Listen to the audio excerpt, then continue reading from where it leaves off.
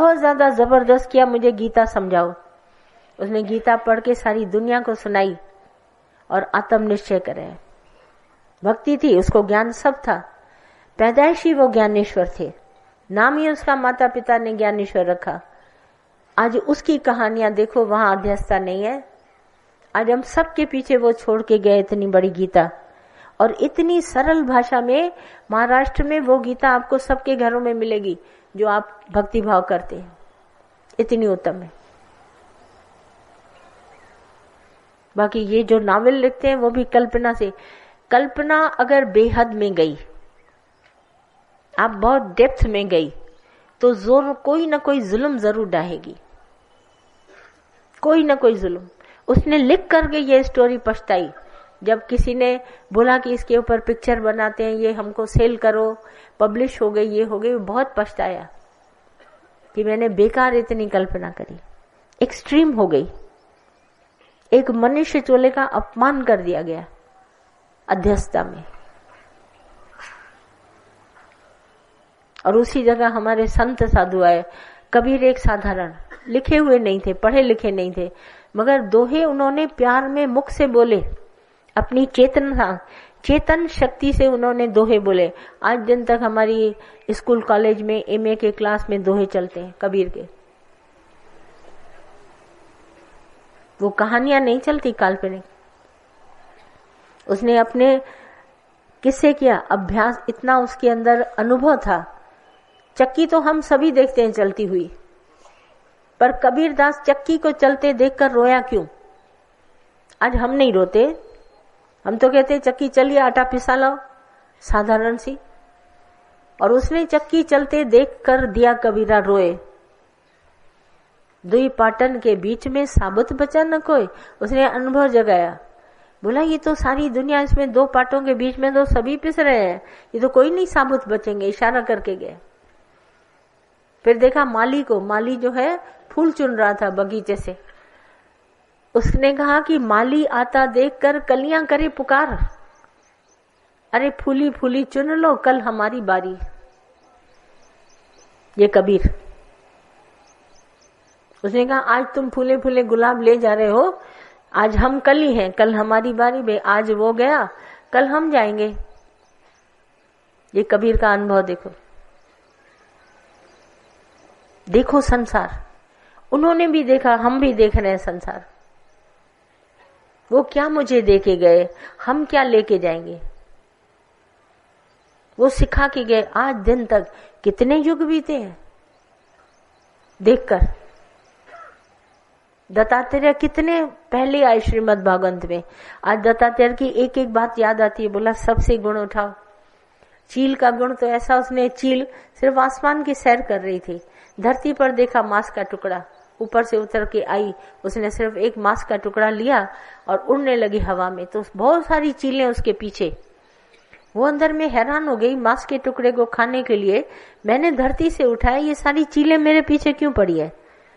आखिर वो उसको दौड़ाते दौड़ाते वो हाँपने लगी। आखिर उसको अक्ल आई, उसने मांस का टुकड़ा फेंक दिया और किसी बिल्डिंग के ऊपर जाके सैर शांत से बैठी रही। दत्तात्रेय ने सिर्फ ये देखा तो एक नोट उसमें से ज्ञान लिया। बोला इसी तरह जिस जगत से तुम कोई भी चीज उठाएगा, तुम्हारे 1000 लोग तुम्हारे पीछे पड़ेंगे। उसको इच्छा को छोड़ो। तो आज मांस का टुकड़ा छोड़ा तो बिल्डिंग के ऊपर जाके उसने चैन की नींद ली। बोला तुम भी कुछ उठाएगा दुनिया से, तुम बेचैन हो जाएगा। सब चीलें उसके पीछे। ये देखिए गुण ग्राहक दृष्टि दत्तात्रेय को। सब लोग देखो हमें क्या दे के गए, और ये सब पिक्चरें देखकर हम क्या ले जाएंगे। देवदास को देखकर सब उन दिनों जब नई नई पिक्चर आई थी, काफी साल पुरानी, तो क्या करते थे, सारी दुनिया स्कूल कॉलेज में उसकी एक्टिंग करते थे सब लोग। और आज वो समझ में आता है कितनी मूर्खता थी कि तुम देवदास बन जाएगा, तुम ही शराब पीने लगेगा, शराब तुमको पी जाएगी। सारी जिंदगी तबाह कर दी उसने। कितना उत्तम मनुष्य चोला और कल्पना का देवदास बना हुआ। स्टोरी में लिखा है बोला काल्पनिक देवदास था, ऐसा कोई वास्तव में हुआ नहीं है, पर लोगों के ऊपर कल्पना का इतना इम्पैक्ट पड़ा कि वो सब कल्पना में खो गए, अध्यस्ता। मनुष्य चोला इतना कीमती और इस तरह से बर्बाद कर डाला। अरे क्या देगी तुमको दुनिया। तभी संत साधु आए संसार में, उन्होंने ये बातें हम सबको बताई। गुरु रूप हमारे को मिला, तत्वदर्शी, जिन्होंने हमारे को जागृता दी। नहीं तो मूढ़ प्राणियों की तरह खाते थे, पशुओं की तरह चलते थे। गुरु नानक साहब ने बोला पशु तो सभी हैं संसार में, खाते पीते चलते हैं, पैदा करते हैं संतानें और चलते हैं, पर कोई ऐसा जो परमात्मा को पाए, जो जाग करके भगवान की भक्ति की तरफ चले, वो मनुष्य चोला हमारा सफल। बाकी ये क्या सफल होगा। तो पहचानो, इस दुनिया को अच्छी तरह पहचानो। मिसाल बहुत है हमारे आगे, संतों के भी बहुत मिसाल है। भक्ति किया सबने, हम उधर क्यों नहीं ध्यान देते। और आजकल तो बिल्कुल ऐसा संसार है, कोई भक्ति की पिक्चर ही नहीं बनती। और अगर टीवी सीरियल बनाते भी हैं तो उसमें सारी डायलॉग बाजी है। ऐसा कभी भगवान कभी कहते नहीं है जैसा आज के डायलॉग है। और महाशिव आता है, फलाना आता है, सब आता है, पर सब अपनी मनगढ़ंत बातें। भगवान थोड़ी ना इस तरह से होते हैं। भगवान अगर ऐसे मनुष्यों की तरह डायलॉग्स बोलने वाले होते, बात करने वाले होते, तो बाकी भगवान और मनुष्यों में फर्क ही क्या था। ये तो ड्रामाटाइज है, बनाए जाते हैं। वास्तविकता लाओ, जो हमारे शास्त्रों में लिखा पड़ा है उसको भी समझाने के लिए कोई गुरु आए, तब वो बताए बात को। सारी दुनिया तबाही की तरफ। बस एक नावल देखकर पिक्चर क्या बना दी, सब लोगों ने बना दी पिक्चर। बोला अब हम ये बना रहे हैं, अब हम ये बना रहे हैं।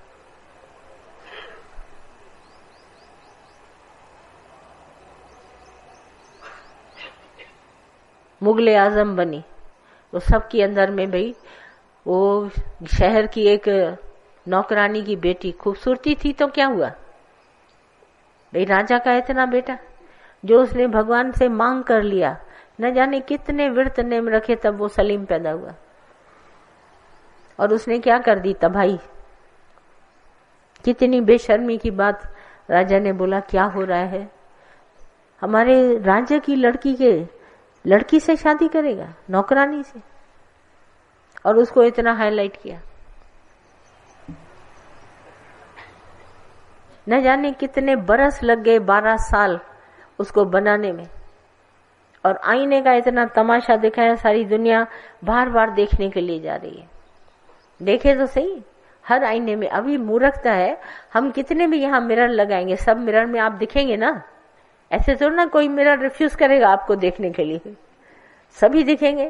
तो जब एक साथ इतने सारे आईने में हम देखेंगे तो चमक धमक तो होगी ना, इसमें कौन सी बड़ी बात है। मूढ़ प्राणियों को मूढ़ बनाना बहुत आसान है, एक ज्ञानी को तो कोई मूढ़ बना के देखे। सारी दुनिया इसी चकाचौंध में पड़ी है, आईने लगा दिए। ये आईनों का तमाशा है। संत उसी आईने में अपना आप दिखाता है। गुरु नानक साहब की बात को याद करो, बोला हरि दर्शन के आरसी सतगुरा की देह। उसने सतगुरु की देह को हरि दर्शन की आरसी बोल दिया। उत्तमता देखिए, हरि दर्शन की आरसी सतगुरा की देह।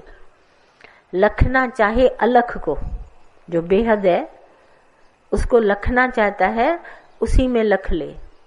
हरि दर्शन की आरसी सतगुरा की देह।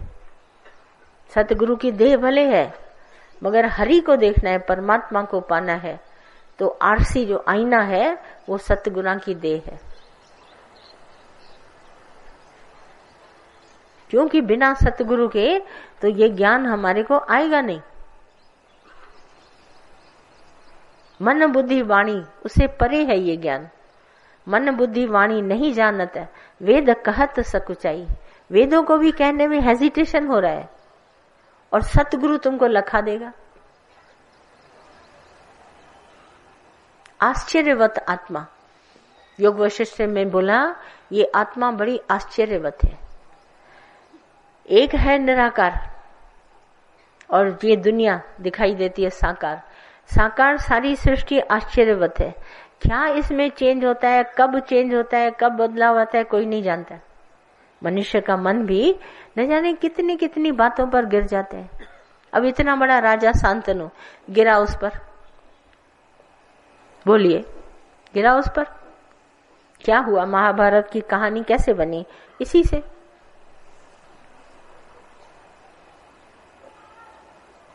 और अकबर बादशाह का बेटा सलीम कहाँ गिरा? नौकरानी की लड़की पर। और काल्पनिक देवदास कहाँ गिरा? संसार में सबका ऐसा मिसाल लगा के गया, बोला देवदास। विरोध,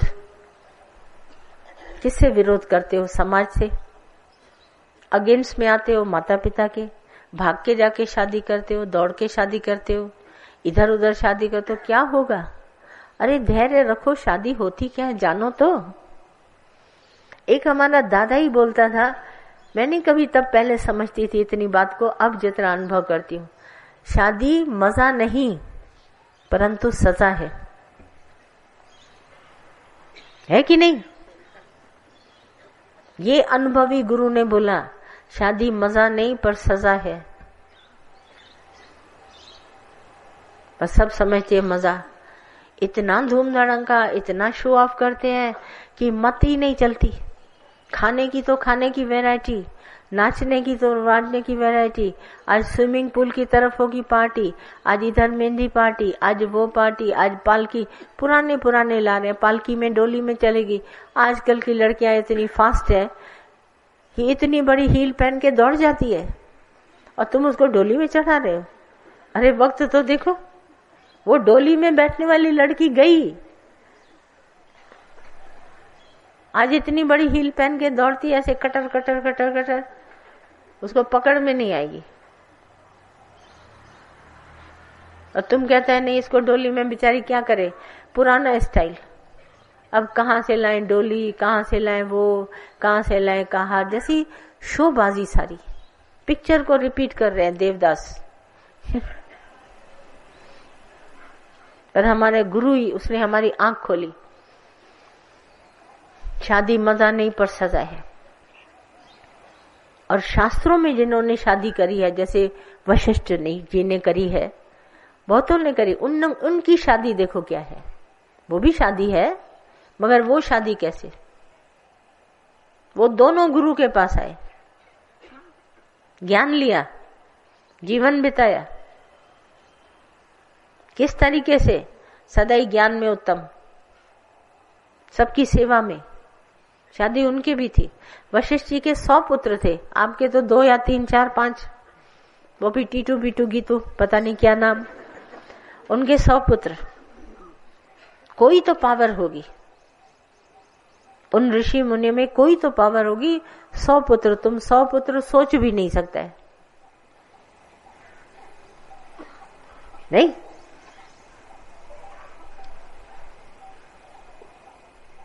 ज्यादा हम सबका जो पहले वाला जनरेशन भी 20 तक बच्चे मैंने सुने हैं। 16, 17, 18, 20 तक मैंने सुने। 20 के बाद मैंने 21 नहीं सुना। आपने सुना 21 बच्चे? नहीं, पर 100 पुत्र वशिष्ठ जी के सुने। माना कोई तो पावर है, कोई तो पावर है।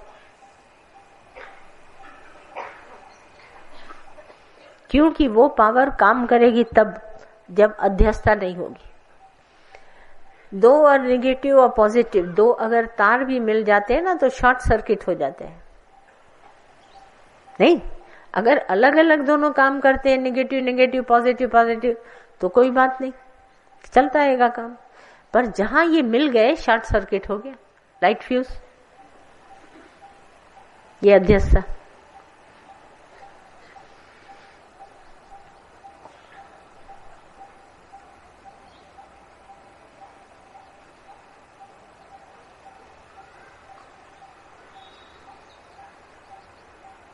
है कि नहीं?